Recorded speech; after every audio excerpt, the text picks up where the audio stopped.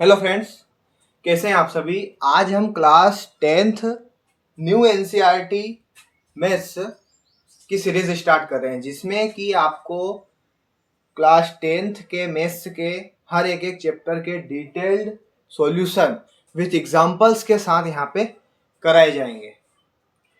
आज हम chapter number 1 start करेंगे, जिसका नाम है रियल नंबर। और रियल नंबर के बाद बाकी के सभी चैप्टर्स के हम एक एक क्वेश्चंस यहाँ पे सॉल्व करेंगे। इसलिए आप चैनल को सब्सक्राइब कर लीजिए और बेल आइकन प्रेस कर लीजिए, ताकि इसके बाद नेक्स्ट आने वाले वीडियोस के नोटिफिकेशन आपको मिल जाए। तो चलिए अब हम शुरुआत करते हैं क्लास 10th मैथ्स का, जो हमारा चैप्टर नंबर 1 है रियल नंबर। रियल नंबर का मीन्स होता है वास्तविक संख्याएं। रियल नंबर की डेफिनेशन की बात करें तो the number which can be represented on A number line. हमारे रियल नंबर की डेफिनेशन बोलती है ऐसे नंबर जिनको कि आप नंबर लाइन पे रिप्रेजेंट कर सकते हो, उन्हें आप बोलते हो रियल नंबर। अब नंबर लाइन पे नंबरों को रिप्रेजेंट करना 9th क्लास में आपने सीखा है, ठीक है। तो हम यहाँ पे ज्यादा टाइम वेस्ट ना करते हुए आगे बढ़ेंगे। रियल नंबर की हमारी अगली डेफिनेशन बोलती है real number are the union of both rational and irrational number. Real number जो होते हैं वो यूनियन होता है, union rational and irrational number का। हमारे जितने भी रेशनल नंबर होते हैं और जितने भी इरेशनल नंबर होते हैं, ये सभी आपस में मिलके क्या बनाते हैं, रियल नंबर बनाते हैं। अब आप रेशनल नंबर क्या होते हैं, इरेशनल नंबर क्या होते हैं, ये आपको पता होगा। और अगर नहीं पता हो तो इसकी जो लिंक है वो मैं डिस्क्रिप्शन में डाल दूंगा, वहां से देख लेना, ठीक है। अब जो भी नंबर आप नंबर लाइन पे रिप्रेजेंट कर सकते हो, नंबर लाइन आपने 9th क्लास में पढ़ा है, हम उसका बेसिक यहाँ पे देख लेते हैं। इस प्रकार से सेंटर पॉइंट आपका 0 होता है, 0 के राइट हैंड साइड में पूरे नंबर पॉजिटिव होते हैं, लेफ्ट हैंड साइड में नेगेटिव नंबर होते हैं। और इस पे कैसे नंबरों को रिप्रेजेंट करते हैं 9th क्लास में आपने देखा। तो चलिए अब हम आगे बढ़ते हैं। हमारे क्लास 10th का फंडामेंटल थ्योरम ऑफ अर्थमेटिक क्या बोलती है, every composite number can be expressed as a product of its prime in one and only one way. हमारे जितने भी कंपोजिट नंबर होते हैं उनको आप एक्सप्रेस में प्राइम नंबर के प्रोडक्ट की फॉर्म में। क्या आया समझ में, जितने भी कंपोजिट नंबर होते हैं उनको आप प्राइम नंबर के प्रोडक्ट की फॉर्म में एक्सप्रेस कर सकते हो। ये हमारी फंडामेंटल थ्योरम ऑफ अर्थमेटिक बोलती है। एक एग्जांपल देखेंगे तो आपको अच्छे समझ में आएगा। जैसे मैंने एग्जांपल लिया 66 और 420। 66 हमारा एक कंपोजिट नंबर है और 420 भी एक कंपोजिट नंबर है।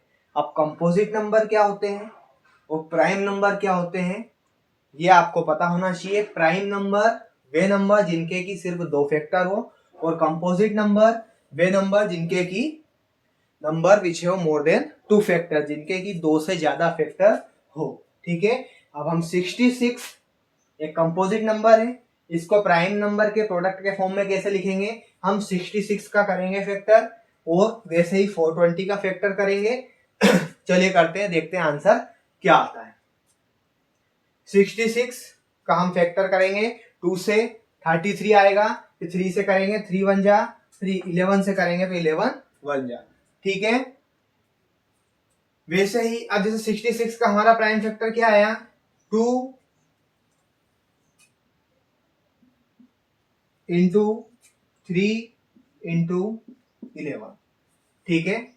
ये हमारा 66 कंपोजिट नंबर था, हमने उसका फैक्टर किया तो हमें क्या मिला, प्राइम नंबर मिले प्रोडक्ट की फॉर्म में। और यही हमारी डेफिनेशन बोलती है कि एवरी कंपोजिट नंबर, जितने भी कंपोजिट नंबर होते हैं उनको आप एक्सप्रेस कर सकते हो प्राइम नंबर के प्रोडक्ट के फॉर्म में। और एक्सप्रेस कैसे करना है, उस कंपोजिट नंबर का आपको फैक्टर करना है। जैसे यहाँ पे कंपोजिट नंबर का फैक्टर किया तो ये प्राइम नंबर के प्रोडक्ट के फॉर्म में इस कंपोजिट नंबर को हमने कर दिया, ठीक है। वैसे ही हम 420 का करेंगे तो 420 का फैक्टर करने पे हमें मिलता है 2 मल्टीप्लाई 2 3 5 और 7, ठीक है, ये आपका 420 कंपोजिट नंबर है। 420 को हमने प्राइम नंबर के प्रोडक्ट के फॉर्म में लिखा। 2 हमारा प्राइम है, 2 प्राइम, 3 प्राइम, 5 प्राइम और 7 प्राइम। तो इस कंपोजिट नंबर को हमने ये सारे प्राइम नंबर के प्रोडक्ट के फॉर्म में लिख दिया। तो यही हमारी फंडामेंटल थ्योरम ऑफ अरिथमेटिक बोलती है कि आप सभी कंपोजिट नंबर को प्राइम नंबर के प्रोडक्ट के फॉर्म में लिख सकते हो। अब हमें इसको प्राइम नंबर के प्रोडक्ट के फॉर्म में लिखने से क्या फायदा है, क्यों लिखे हमने इसे प्राइम नंबर के प्रोडक्ट के फॉर्म में, अब इसका क्या आपको बेनिफिट मिलेगा ये हम देखते हैं। अब हम जैसे 66 और 420 का एलसीएम और एचसीएफ जब निकालेंगे तो हमें तब फंडामेंटल थ्योरम ऑफ अरिथमेटिक का यूज वहां पे होगा। चलिए आगे करते हैं सोल्व।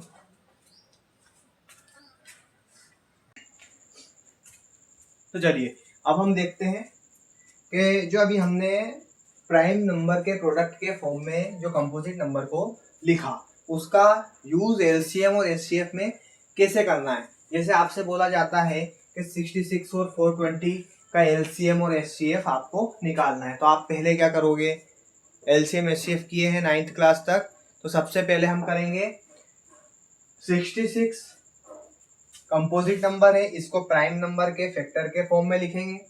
420 को प्राइम नंबर के फैक्टर के फॉर्म में लिखेंगे। अब हमें 66 और 420 का हमने प्राइम नंबर के फॉर्म में फैक्टर किया। अब हम निकालेंगे इसका एलसीएम और फिर एचसीएफ। एलसीएम निकालने के लिए हमें क्या करना है, 66 और 420 में से एलसीएम अगर हमें लेना है तो पहले तो आप ये देखोगे दोनों में जो पेयर बन रहे हैं, जैसे दो ज्यादा बार कहाँ आया है, एक तो ये, इसके अलावा और क्या पेयर बन रहा है, उसके बाद आपका बन रहा है 3 और 3 का। तो जो पेयर है उस पेयर में से आपको पता है सिर्फ हम एक को बाहर लेते हैं, है ना। जैसे यहाँ पे 2 का पेयर है तो एक हमने 2 यहाँ से बाहर लिया, यहाँ पे एक 3 हमने बाहर लिया, फिर आपका 11 बचा ऊपर, फिर 2, फिर 5, फिर 7, ये आपका एलसीएम। तो जब आप इनका एलसीएम करोगे फिर 2 जा 6, 6 11, 11 2 जा आपका आंसर आएगा 4620।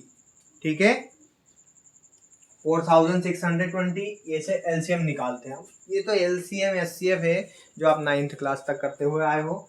वैसे अगर आपको एचसीएफ निकालना है तो आप क्या करोगे, हमने दोनों कंपोजिट नंबर का प्राइम फैक्टर किया। अब इन प्राइम फैक्टर में आपको देखना है कि कॉमन चीजें कौन सी मिल रही है। एलसीएम में क्या करते हैं, जो चीज कॉमन मिल रही है उस कॉमन पेयर में से सिर्फ एक नंबर को हम लिखेंगे और बाकी के नंबर ऐसे के ऐसे लिखेंगे। एचसीएफ में क्या करेंगे, सिर्फ जो कॉमन मिल रहा है उसको ही लिखेंगे, बाकी के नहीं लिखेंगे। ठीक है, अब इसमें कॉमन आपको क्या मिल रहा है, कॉमन आपको ढूंढना है। ठीक है, इसमें कॉमन आपको मिल रहा है 2 के बाद कॉमन आपको मिल रहा है 3 बस, और 2 3 जा होता है आपका 6। तो आपका एचसीएफ हुआ 6 और एलसीएम हुआ 4620। तो ये हमारा यूज है। फंडामेंटल थ्योरम ऑफ अरिथमेटिक हमारी बोलती है कि एवरी कंपोजिट नंबर, जितने भी कंपोजिट नंबर होते हैं उनको आप प्राइम नंबर के प्रोडक्ट के फॉर्म में लिख सकते हो, और उस प्राइम नंबर के जो आपने प्रोडक्ट के फॉर्म में लिखा है उसका आप यूज करोगे एलसीएम और एचसीएफ को फाइंड करने में। तो जो हमारा चैप्टर नंबर 1 है रियल नंबर के इंट्रोडक्शन को हम यहीं पे खत्म करते हैं। इसके बाद हम एक्सरसाइज 1.1 करेंगे और इसके जो कुछ बाकी 1-2 कॉन्सेप्ट और बचे हैं उनको एक्सरसाइज के साथ ही करेंगे। ठीक है, thanks for watching this video.